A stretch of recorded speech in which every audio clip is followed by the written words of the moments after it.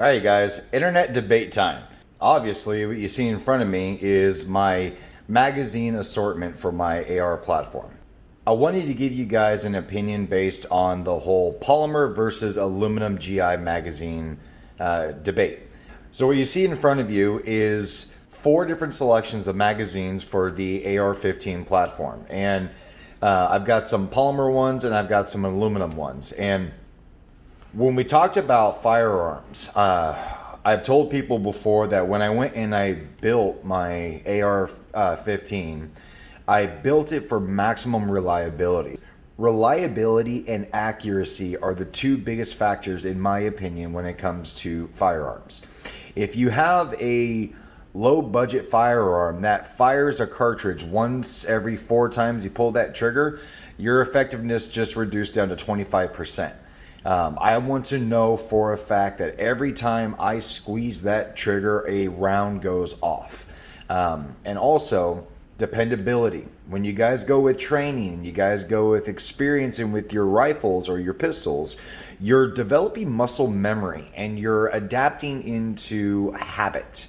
It is hard to anticipate the complications in there. That's the reason why you train and you develop things. But there's also ways where you can make it better for yourself by having appropriate gear. This is different for me because I don't really go as a gearhead.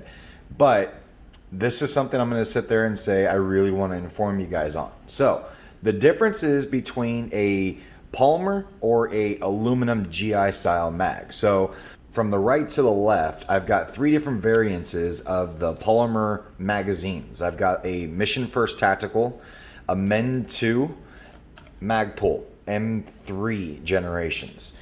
The Mission First Tactical magazines that I got right here were $9.95 at my local sports store. Same location, the Men 2 brand were $14.95, while the Mag Polymer Gen 3s are about $20 a piece. I just found this one over at that same sports center for $20. So when it comes to your firearm, like I was sitting there just explaining, in my opinion, reliability and dependability is essential for me. So when I go and I grab one of my magazines, when I go and insert it into the magazine well, I want to make sure that it has a nice, smooth, clean entry. So when I go to eject the magazine, there should be minimal resistance to it. Sometimes the magazine will get stuck when it's empty. Sometimes it'll get hung up and you do have to do a little bit of a tug. The problem that I have with polymer magazines is right off the get-go, there is a huge difference when it comes to the insertion and retraction of your magazine. As you can see right now, it's already having an issue getting in, so you have to apply more force and pressure to get it just into the mag well. So when I go to eject it, nothing, right? It looks like it doesn't even move. Well, it doesn't. It's because of the fact that the polymer has a much thicker issue. So at the top of the magazine, these little wings, you could say, right up here, are the feed ramps, okay? So when you insert that magazine, the cartridges are held on in here. The problem is, on a polymer magazine, these ramps, they start to bow out, and that increases the outer thickness of a polymer magazine. That's where your issue goes when it comes to inserting and retrieving your magazines from your rifle. That's the reason why it takes so much force and pressure to get that magazine up in there. The most popular magazine in a polymer component is Mag Polymer. Everybody knows Mag Polymer, everybody raves about Mag Polymer, and I've got 3 separate Gen 3s here. So when I go and I insert that into my magazine well, it has a minimal amount of force to put it in. I'm cool with that. You can shake it a little bit, and it takes a little bit of force to pull it back out. That's understandable, because when you go to insert your magazines, you're already going to be inserting them.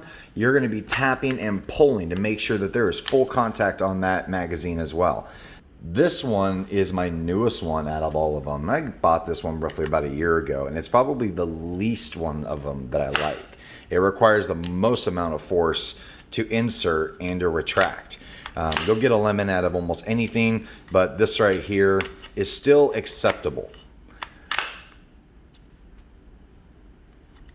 I have nothing against any company or anything like that, but this right here bothers me. As you can see, just by looking at this magazine, look at that very first cartridge. That cartridge looks like it's about ready to fall out of the magazine, and it does. The cheapest one out of them, look at that. There's a pretty clear difference between how much contact is on that cartridge at the top. All of these magazines are loaded full, 30 rounds all across the board. So the spring tension should be about the same. So going into the insertion of it, this is the Amend 2 magazine. And look at that. Right there. Barely even moving it, and it ejects a cartridge out of the magazine. That's a flaw that I really don't like. These magazines are going to be taken out of my circulation, and I'll probably just use them for training purposes, so that way I can continue training with flawed equipment.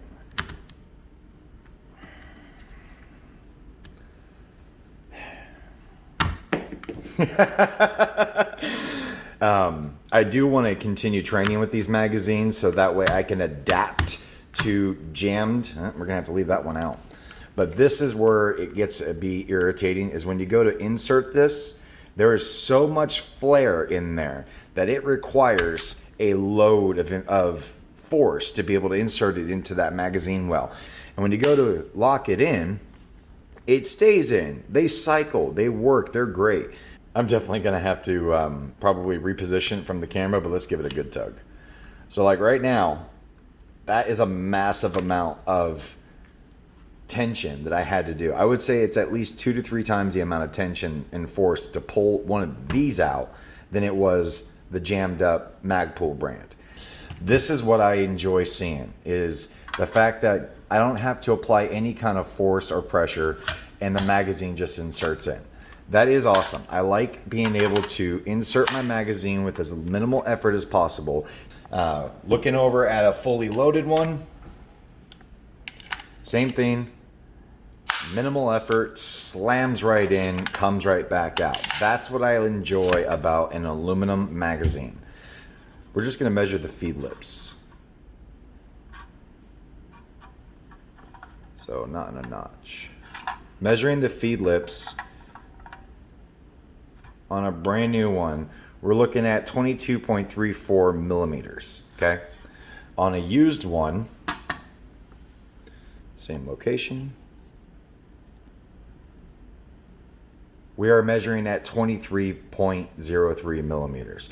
Not that much of an increase in overall thickness. Now looking over at our least favorite magazines, same location, which are right about here on the well. We're gonna go ahead and get a grip. 25.13. That is a huge difference, and that's the reason why these magazines are having so much tension going in and coming back out. Personal opinion, if you go to buy magazines, I would stick with what you're personally comfortable with doing. Has any one of these magazines failed to feed my firearm? No.